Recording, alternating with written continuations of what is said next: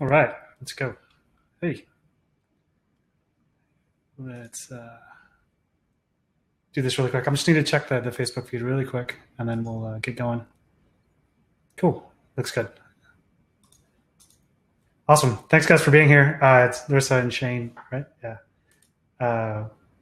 I'm sure more people will kind of come through Facebook Live and watching this, and I really encourage you to come over to Crowdcast.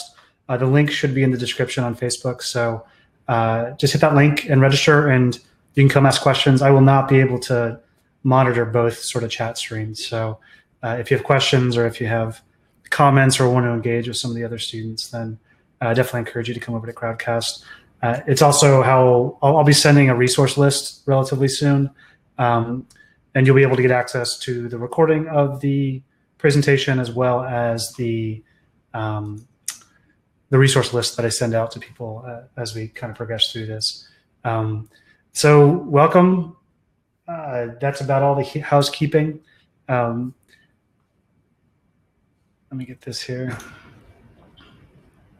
Still learning how to do some of this stuff here. Okay, cool. So welcome to Portfolio Fundamentals Live. This is part of a celebration and a sort of anticipatory event for the launching of my Portfolio Design Fundamentals class. And hopefully it'll be a lot of fun. This is really, really casual. There is a presentation that is on PowerPoint because everybody loves PowerPoint. But ask questions, and if I go off on tangents or anything like that, then let me know. Hopefully my sound's working. Let me know if it is not working okay. But hopefully it'll be fun, and hopefully you'll learn some things to sort of help you make better images of artwork and to just kind of ease the stress and the anxiety, a lot of this stuff. All right. So you're in the right place if you are interested in making better images of your artwork. It could be two-dimensional stuff. It could be three-dimensional stuff. It could be anything that you're producing that you need to document or that you need to duplicate or create some sort of facsimile of. Within the context of portfolio design, this is the first step. If you do not have good images of your work, then the rest of the portfolio doesn't matter. I talk to a lot of gatekeepers. I talk to a lot of people, and I've had a lot of personal experience with looking at portfolios in various kinds of contexts. And if your images are bad, your portfolio gets tossed. It just doesn't get looked at. You're increasing the tension. You're increasing the difficulties of the client or the reviewer to actually see this stuff. And it's not too much of a hassle anymore. So if you're interested in improving that skill set, if you're interested in getting questions answered about how to best approach this, then you're in the right place. It is also, I approach this in a very simplistic kind of way, simplistic in a good way, in that it is really, really easy to get lost in a lot of the technology, a lot of the details of it, to go out and buy a bunch of expensive equipment and then still not have some of the fundamentals down in place. That causes more stress and more anxiety than it's worth. I say this as someone who used to document work professionally. It has never, ever been easier to do this. And it's a beautiful thing, even though it basically, I used to make a living. I can't make a living doing this anymore because it's gotten so easy. So the intent is to, again, share this kind of information, share these approaches that hopefully will get your work represented well and also get your portfolio design started at least, which is good. So just as an introduction, my name is Jeff Tyack. I'm an artist and an educator here in Brooklyn, New York. I am the founder of Artnerd Society. And like I said, I used to do this professionally, and it was awful to do it. This was before digital photography was really as sophisticated as it is now. It wasn't quite as accessible. And back in the day, again, it was something that people needed. So if you were applying to grad school, if you're applying to galleries, if you were any kind of visual creative who was looking for work in publication, in publishing, or in magazines or anything like that, then you wouldn't send original work to a design manager or to a design director. You would document that work. You would have to get photos made, or you could do it yourself, and then basically make these guys, which are transparent slides. It is a film process that is incredibly difficult to expose correctly. It's all of the advantages that we take for granted in terms of digital photography just weren't there. So again, you would buy a roll of film. It would be $9 to $10. It was called E6 film or just slide film. There were different kinds. You would shoot 36 shots. You would then have that processed. The film itself costs anywhere from $7 to $9 a roll. The processing, and depending on where you got it, if you took it to a good place, it was $12 to $20 per roll. And so if you were shooting hundreds of images, you can see how you could go through a lot of rolls really quickly. On an average shoot for a painter or a professional artist who had a singular kind of body of work, I would generally shoot at least 4 to 5 rolls of film. So you can see where the cost is exponentially higher than it is today. And it was very difficult to get the exposure right. It was difficult to get the color balance right. It was very easy to screw up in all kinds of different ways. And fortunately, we don't have to deal with any of that anymore, because the advancement in digital technology, the advancement in digital photography has made this process super accessible and opened it up to making mistakes without there being a lot of repercussions. If you screw up a shot, first of all, you know right away, which you used to. If you screwed it up and the film came back, you just have to go reshoot. So it's a golden era of this, and it makes it super accessible. Students can do it. Anybody who's just getting started, even if they don't have a huge photographic background or are even comfortable with photography, it's still very, very easy to do. And we're going to walk through some of the real fundamentals, some of the real basics that should get you started, should get you in the right place, save you a lot of time, save you a lot of hassle as you attempt to document your work. Like I said, it's incredibly important to do. Despite the ease of this, you would be shocked at the quality of images I've seen come across my desk, both as an admissions counselor, as someone who has awarded grants and scholarships and hired people in various kinds of capacities. The lack of effort, the lack of quality in terms of some of these images would be amazing. So we'll talk a little bit about that. But, so hopefully you're in the right place. Hopefully this will be helpful. Hopefully I can answer questions as necessary, and hopefully I can get you started in terms of the portfolios itself, or the slides themselves. So like I said, I'm an artist and educator. The course that I'm going to be teaching, or that I'm going to be publishing basically on Friday, is Portfolio Design Fundamentals. And my background is in not only photography, but also design and information library science, those kinds of things. So I love systems. I am totally addicted to systems and system design in particular. It's an incredibly, incredibly useful framework for all kinds of things. It's an incredibly useful framework for creativity and also just getting things done. So this is kind of the overarching diagram of a portfolio system that I designed that is useful for most people, whether you're looking to get into art school or looking for jobs or any of those kinds of things. And the beauty of systems and systems design is that you can take these different elements and replace them or eliminate them as necessary. So it stays relevant. If all of a sudden everything changes and the presentation of your portfolio shifts because some new website comes up, you can adjust this without having to mess with the rest of it. And you can develop your skills in each of these areas somewhat independent of one another, and it's going to help the entire system. So the starting point of this entire portfolio system is documenting work.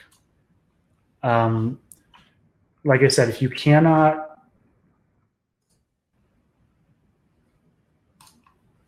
get good images of your work, no matter what you intend to do with it, then the rest of this stuff doesn't really matter. So today we're just going to be focusing on this. That's going to be on a very limited part of it, because documentation is not just taking the images. It's also backing them up and managing them and things like that.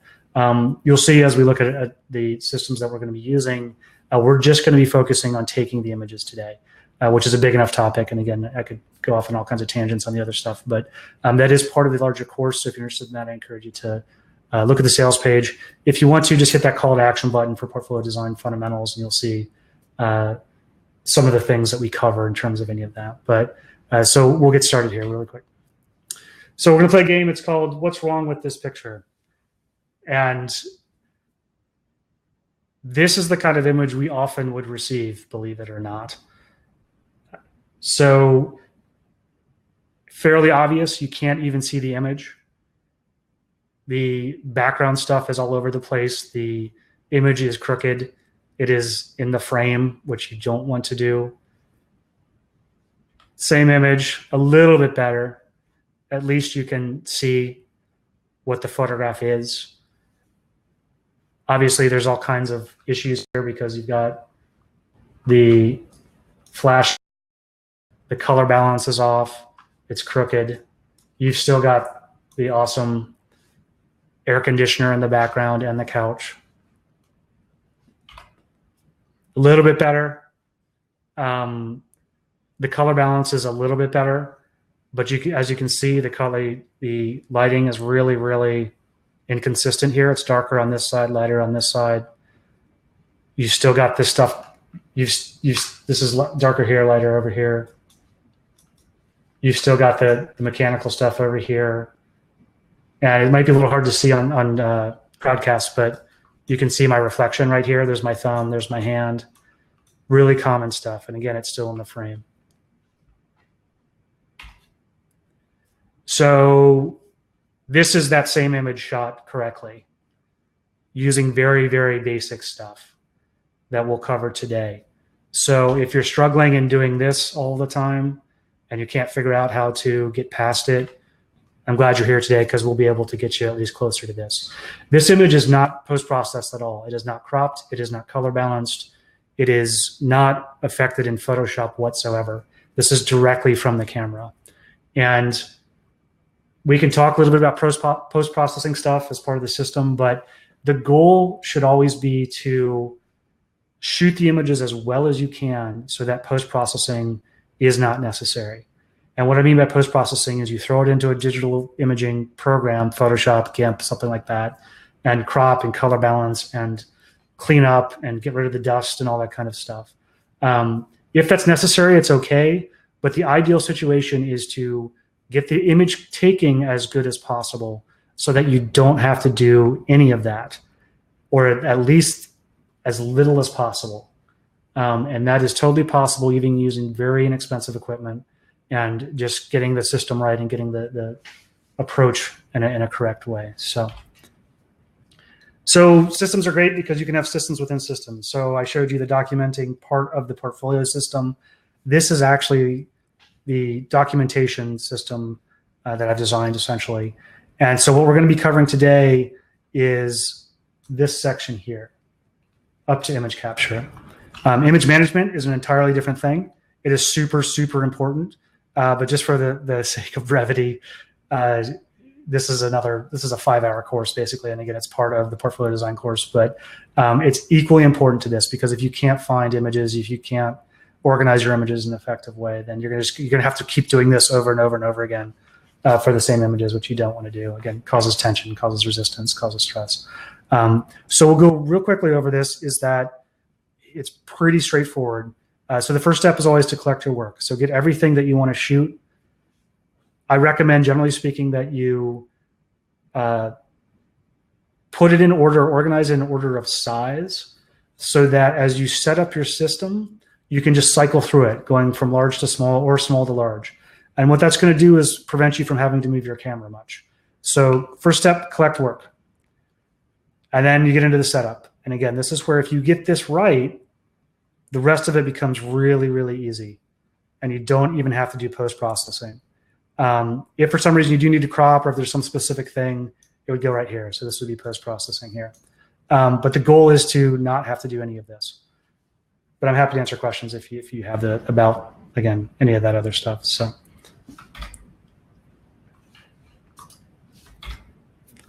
So the quickest and dirtiest and easiest way to take an image, and it requires very little equipment, just a digital camera, is to shoot it outside.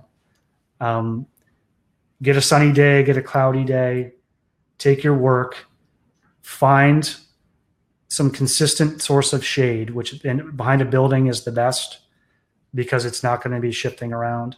Do not shoot in direct sunlight. Do not shoot in mixed light. Because again, just like that previous image that we showed, your lighting is going to be really, really inconsistent. And so if you're really crunched for time, if you really have no money, if you really can't invest, the things we'll talk about today cost about $50 total. That's fine. That's understandable. There's ways to do this even with just a digital camera. And so you go out on a day and find a constant source of shade, set it up, clean up the space as best you can, and take the image. It's relatively straightforward. The things that we're going to cover in terms of setting up inside shoots absolutely apply to this. So the camera settings, the things to look for as you take your image apply to this as well. But this would be the simplest way to do it. The advantage of shooting outside is basically just the cost and the ease of doing it. What I recommend for anybody who is serious about developing their portfolio, who is serious about developing their creative career, is that you learn how to set up an inside it's a basic product photography shooting system. And that's what we're going to cover today. The reason for this is that shooting your work will not be weather contingent. It will not be light contingent because you're going to control the light. It will not be night or day contingent. You will have absolute control over it. And the ideal would be to set up a permanent setup, either in your garage or your studio or your bedroom or your classroom. And then as you create work, just cycle it through your system at least once a week, I would say. Or I'm sorry, at least once a month. But if you can do it weekly, that's even better. And what that's going to do is it's going to allow you to just have these images ready for yourself whenever you need them. And I've done this before. I'm totally guilty of it. Is what you want to avoid is I'm focused on my work. I'm focused on my work. I'm focused on my work. Oh, crap. I've got 1,000 images that I need to take pictures of by next Saturday. Again, the issue with that is then you start panicking. You start feeling all the anxiety that is related to any of that. And you tend to edit before you even shoot in terms of your portfolio. And you also tend to rush things, which then causes all kinds of anxiety and stress and creates lesser images. So if you can create an indoor system with lights, and if you can create a habit and a ritual and a practice of doing this regularly, it is well worth the time you're going to put in to do that. If you're doing it weekly, it shouldn't take you more than an hour a week. If you're doing it monthly, it might take a little bit longer depending on how much work you make. But we'll kind of walk you through how to create a really simple system with this. It does not need to be super complicated. This is pretty high tech. They got some soft boxes going on here and everything. They're actually using an iPad, which is fine. But we're going to kind of go with the cheapest stuff possible as long as it still works. And a real quick sort of note on, you notice they're using an iPad here. People get lost in cameras a lot. Today, with the digital technology and the cameras that are available on phones and pads and computers for the most part, you do not need to buy a super expensive camera to do this. You do not need a DSLR except for in very specific circumstances, which I'll talk about. But just to give you a sense, let me switch this up again. Just to give you a sense of my personal camera, it's a Canon D80. It's great, but it's not necessary for doing this kind of work. It's great for video and doing all kinds of really high-tech stuff, but do not feel like you need to go out and buy an expensive camera to do this. Your phone camera is fine to start and actually will take images for the most part that are more than acceptable. So if you have questions about camera specifics, I'm happy to answer those either here in Artnerd Society later. But if you've got some money and you want to spend a little bit on a DSLR, even a basic one, then that might be worth the investment. But just understand that it's not totally necessary. So.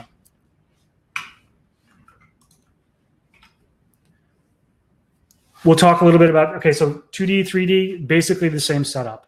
There's a few minor differences. This, you can see they're basically shooting down, which I do recommend for smaller stuff just because it's easier to kind of get this stuff in and out. as you're putting your work through. You can use a table. I generally use a floor, and you can do it either way though. With 3D work, whether it's a sculpture or this plant or big, small stuff, then you may need to buy an additional kind of scythe here or some paper that you're going to roll out just to keep the background as consistent as possible.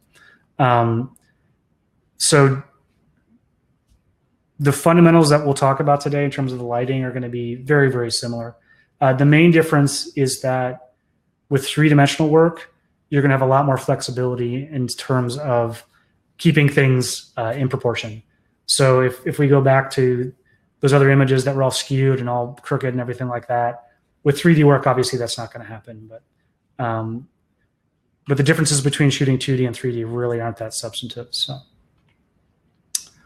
we'll talk a little bit about equipment here.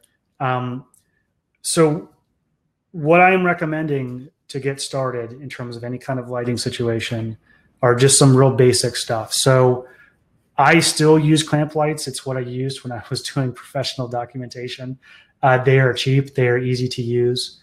And don't worry about copying this stuff down, or if this is too small to read. Again, the link actually in the chat has links to this. They're affiliate links, so if you want to buy through those, that's great. That'll help support Artnerd Society a little bit. But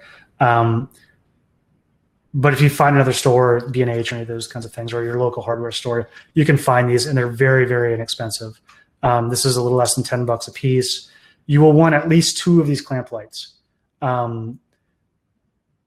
If you're shooting larger work, again, anything I would say larger than 3 feet by 3 feet, then you're going to get 4 of those, just because you're going to want to cover each corner.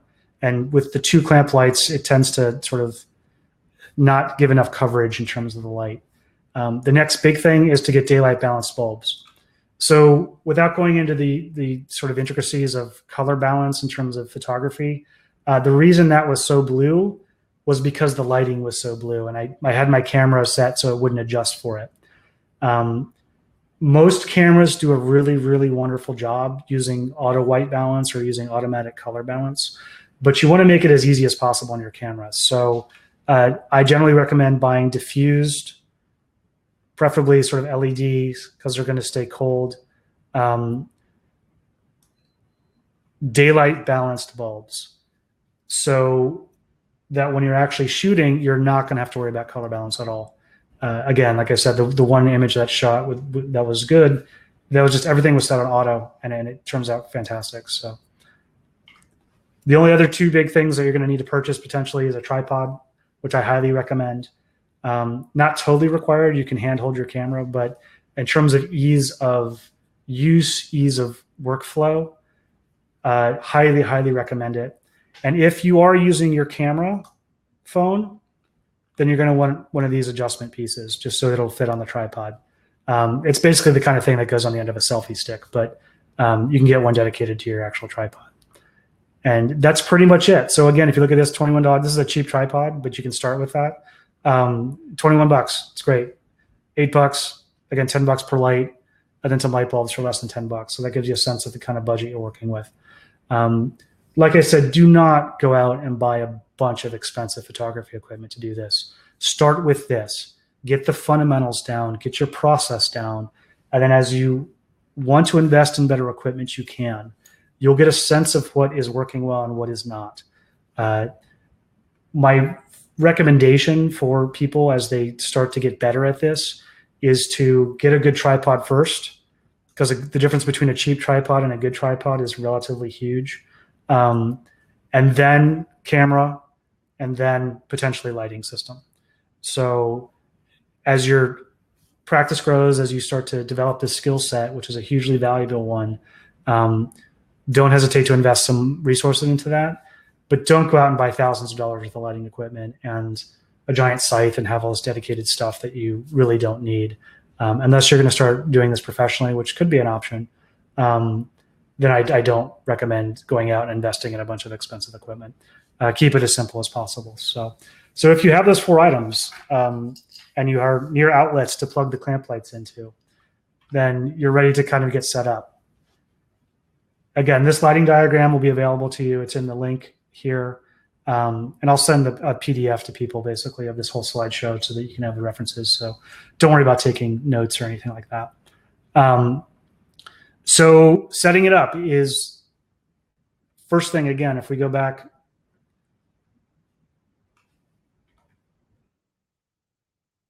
I'll just go with this. But if you remember, we talked about prepping the space. If you're shooting against a wall, if you're hanging paintings, if you're hanging two-dimensional artwork, make sure the wall is as clean as possible. If you can, buy some white paper and hang it and then put the work on top of the white paper, sort of like you saw with the three-dimensional kinds of things. And what that does is it just makes a clean background for you. What you don't want is stuff in the background, whether it's an air conditioner or a dirty wall or graffiti or bricks or any of those kinds of things. You want the focus to be on the work itself, so you want to make that wall as clean as possible, as direct as possible. If you want to just paint the wall white, that actually is a really viable option as well. And so then you're going to hang the work up, and you're going to put both lights at about 45 degrees, just as a starting point. The main thing is to have the camera be centered on the piece of work as much as possible. And you don't have to measure it or anything like that, but just eyeball it. Have it centered and have it to be basically parallel to the work itself. So if the lens of the camera is here, you want it to be parallel to the work here for the two-dimensional work. And what that's going to do is you want this to be as close to 90 degrees as possible. And that's going to prevent the distortion that you saw in some of those images. A really, really easy way nowadays to figure out if you're close is that to look at the viewfinder. So if you have a camera viewfinder, and then you have the work in here, if it's a square, rectangle, whatever, use this viewfinder or the edge of the camera viewfinder. So if you're looking through it here, it looks like this. Or if you're shooting digitally, if you're shooting with your phone or a pad, again, it's the edge of the screen. And make sure that you're not getting all wonky until this. If the image, if the painting or whatever is like looking like this, then you know you're off. So adjust the camera to keep it centered and to keep it as level as possible and as parallel as possible to the work itself. And the beauty is, again, shoot, look at the image. If it's off, adjust. That's what's nice about the tripod too, is you can make minor adjustments and keep it relatively steady and consistent with that. With the lights, started at 45 degrees or roughly 45 degrees. This is less important. Just look for coverage and make sure that the light is covering the image itself in a consistent way. Best way to check that is just visually look at the corners. So the place where the light starts to fall off almost always on sort of square pieces or rectangle pieces or paintings or any of that is going to be in the corners first. So take a look at the corners, make sure that they look close. You don't need to get a light meter or any of that. That's just, again, if you start doing it professionally, then you can do that, but don't worry about that. Just make sure that it looks relatively even. And start with the lights at 45 degrees. The lights are actually very flexible. So I'll show you in the next slide. One really common sort of thing, and you probably saw it with the previous photographs, the bad photographs, is that you get a lot of reflection sometimes. So even in the piece that I showed, this is a really glossy fiber paper. And you can see the hot spot right here. This is the light reflecting back into the camera. And it's very difficult if you have something that is super reflective, whether it's a black, sort of deep black photograph or whether it's something that is shiny, you're going to get this. So the solution to that is to move the lights to the side so that they're not directly reflecting back into the lens of the camera. And the result of doing that, play around with it, you'll see it as you take the photograph, is same photograph, again, hotspot gone, reflection gone. You can't see my face or my thumb or any of that going in there. So, so again, just really quick and dirty trick to do any of that. So camera settings, do not get lost in camera settings. It can get really complicated really fast. We're just looking for as good of images as we can produce. So I'm recommending this as a starting point. You can adjust them as necessary. So keep it really, really simple. There's one that I didn't put in here just because most cameras and even phone cameras are going to put it on auto anyway. But there is sometimes you can adjust the what's called the ISO, which is the sensitivity of the sensor. So the higher the ISO, the more light it's going to be sensitive to. Try not to worry too much about that. Put it on auto. It will take care of itself.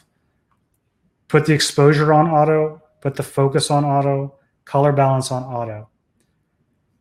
If you need to adjust things, if you've got everything on auto and it just isn't looking right, then you can do that. So if you've got the color balance on auto and it's looking too blue, then you can go there and adjust and experiment and play around with it until it looks right.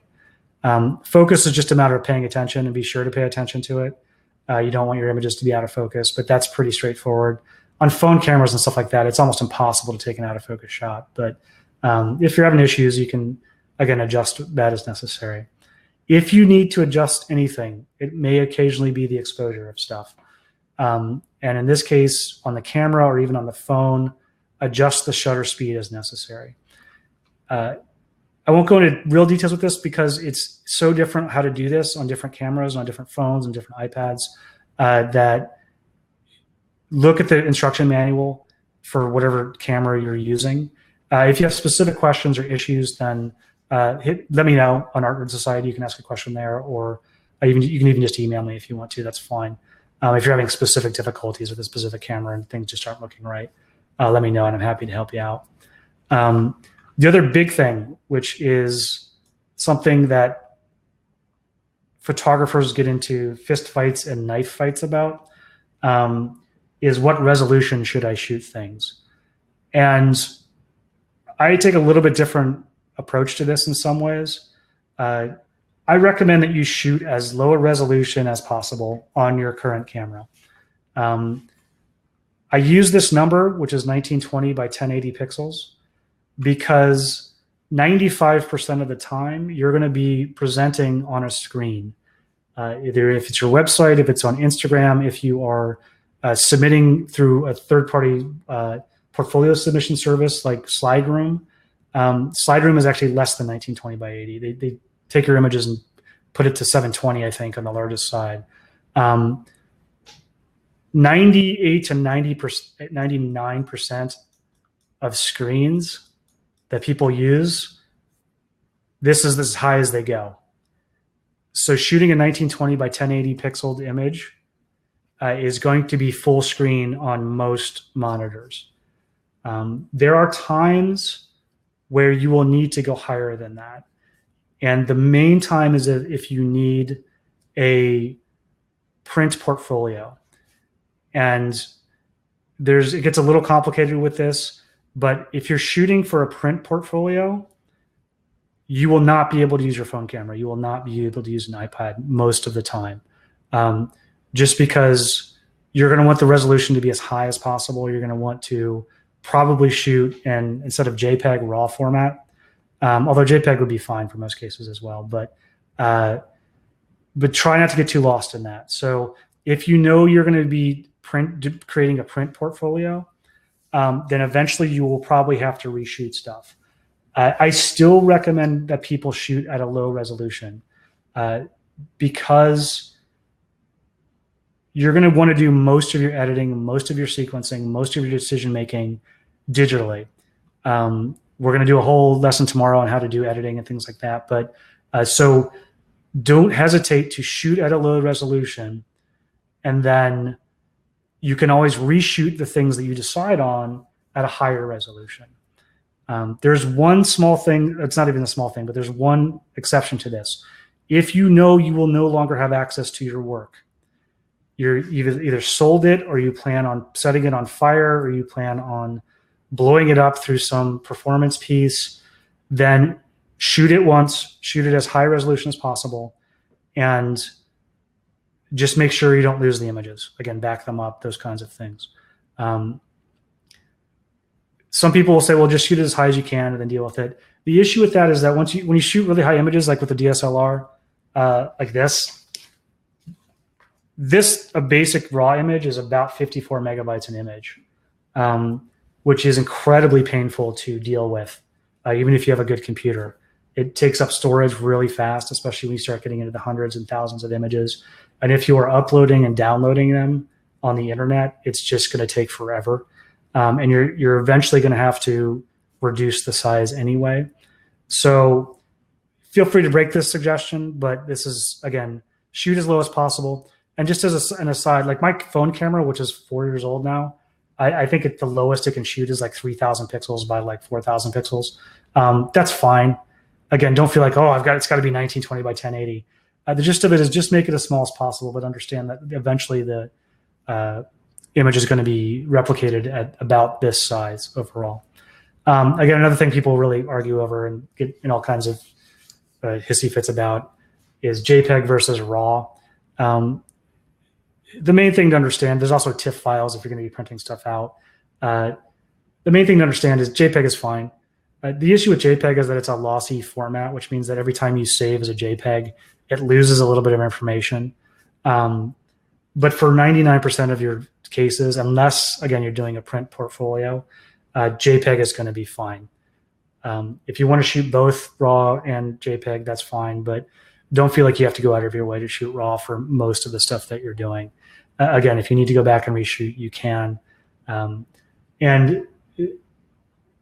to be honest, like the JPEG factor, you have to save it so many times, the same image, to really see a noticeable difference that try not to worry too much about that. And I'm sure there's photographers that would disagree with me on this, but again, JPEG is going to make your file size a little smaller, and it's going to make it a lot easier to deal with the images in terms of backing things up, and also just dealing with any sort of presentation tool, whether it's a website or a Behance site or Wix or your own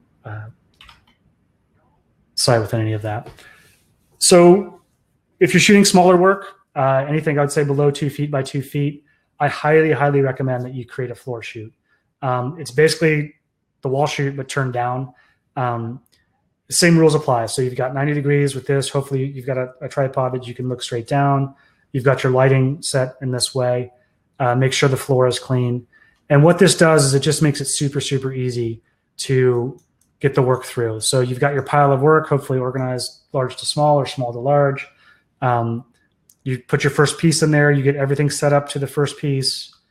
And as you move pieces in and out, you will not need to change your lights. You will not need to change your camera. You should be able to cycle through them very, very quickly and very, very easily, very low maintenance kind of way. You won't have to adjust the settings of your camera either. So the more consistent you make this, the more consistent you create your system, the easier it's going to be, and also the less chance for mistakes as well. So pretty straightforward.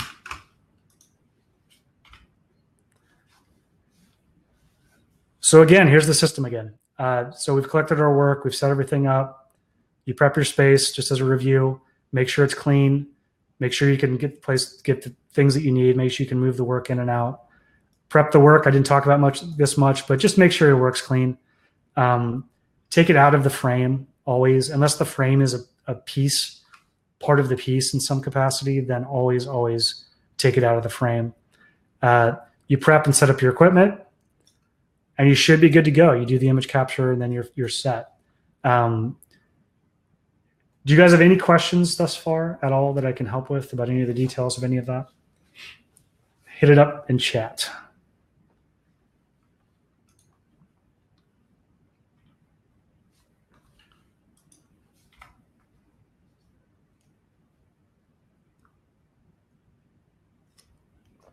All right. So as I mentioned, documenting work is basically the first step in a portfolio system. It is something that you can do regardless of your purpose of portfolio, regardless of your audience. It is something that you need to learn to do well. It is something that is going to be relevant for any kind of portfolio design, but also any kind of branding or marketing or any kind of taking advantage of opportunities that you want to take advantage of in this day and age. 95% of it's going to be digital. There may be occasions where you're going to be showing real work, or actual work, I should say. There may be occasions where you need to do a print portfolio. If you are working in digital mediums, you may be able to skip this whole process. If you're doing animation, if you're doing digital painting, those kinds of things. But I would argue even digital painting, again, you're doing drawing as well. You're doing sketchbook drawing. You're doing traditional drawing. You're doing traditional sculpture, traditional 3D kinds of stuff. Document that. Document that for your own archive. Document that because you never know when you might need it. You never know when a client or a potential employer might want to see some of that stuff. So get in the habit of documenting all of that as well and integrating it with the more digital kinds of stuff that you're doing, whether it's animation or digital painting or digital photography or any of that. So get in the habit. Like I said, do it at least once a month. If you can do it weekly, that's fantastic, but don't kill yourself over it, or bi-weekly.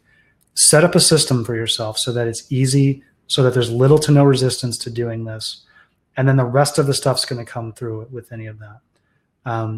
So tomorrow, I'm really excited because we're going to talk about one of the other areas. So I hope you'll join us. But it's one of the areas where people get the most confused about portfolio design and portfolio development. And that is this section right here, which is sometimes called editing your work. But it's basically deciding what you're going to put in and where. And people get a lot of, they get really confused about it. It can be really opaque. They make a lot of easily preventable mistakes within any of that. So we're going to cover, you've got all of this amazing work documented. So how are you going to use it? How are you going to design it? How are you going to sequence it? How are you going to edit, curate? How are you going to get it to communicate the things that you want to communicate? Because again, your portfolio is not just your work. It is a system that is used to communicate things about you and your work that transcends all of the individual pieces. The pieces of work, the digital images that you create are going to work together to communicate something that is much deeper, much more substantive than any single kind of image or any single piece of work can do. And the key to doing that effectively is this editing part of that. So I hope you can join us tomorrow. It's going to be 3 o'clock as well. If you are interested in this kind of stuff, if you're interested in taking it to another level, if you're interested in really getting comfortable with how to design your portfolio effectively, then I hope you will check out, not just tomorrow, but also Friday. I'm going to be talking about the course that I've designed that is basically taking all of these disparate kind of pieces and putting it together so that you can leverage your work, leverage your expertise, leverage your knowledge in a way that will allow you to create the creative professional life that you want to create. It will help you get into school. It will help you get work. It will help you do well in school. If you have a fundamental kind of understanding of this stuff, if you are using these systems effectively in ways that will grow with you as you grow professionally and creatively, then it can create a really nice dynamic. It can create a really nice balance of allowing you to really focus on creating things of value without having to worry as much about the portfolio aspect of it. So the assignment is to try some of this. Again, you will have access to this recording. It'll be at the same link. So if you want to go back and look at any of the things I talked about, please do so. But go shoot your work, basically. Experiment a little bit. Play around with it. Do the best you can. And then if you have any problems at all, if you're struggling with things, if stuff just isn't looking the way that you want it to look, if you can't figure it out, even if it's a minute technical detail, do not hesitate to connect with me directly, either via email or through artnerdsociety.com. I will be posting this replay on Artnerd Society as well as the resource list. I'll send it to you in an email as well. But do not hesitate to contact me if you have any kind of struggles, any kind of questions, if you have any comments either. Again, whether you disagree totally with what I've just talked about, that's fine too. But I hope you'll come have conversations with us at Artnerd Society. It's free. It's an amazing community of creatives that are doing all kinds of amazing things and that are helping one another, again, navigate becoming better artists, becoming better designers, educating themselves and others in a way that is really connected and that is really very focused on community and community growth. So I hope you'll join us with that as well. So do you guys have any questions all about any of that? Hopefully it covered most of it, or at least it's a good starting point.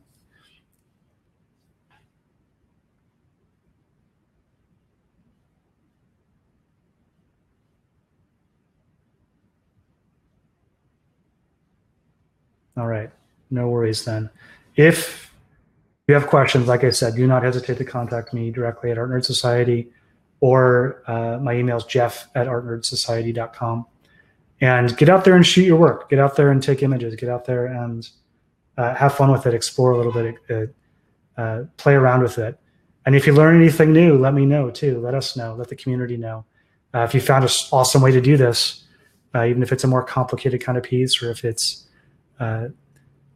something that makes your whole system more efficient or more effective, then do not hesitate to share that with others. So I appreciate everybody being here, and I'll hopefully see you soon on artnerdsociety.com, or maybe tomorrow if you're interested in learning how to edit and sequence your work a little bit more effectively.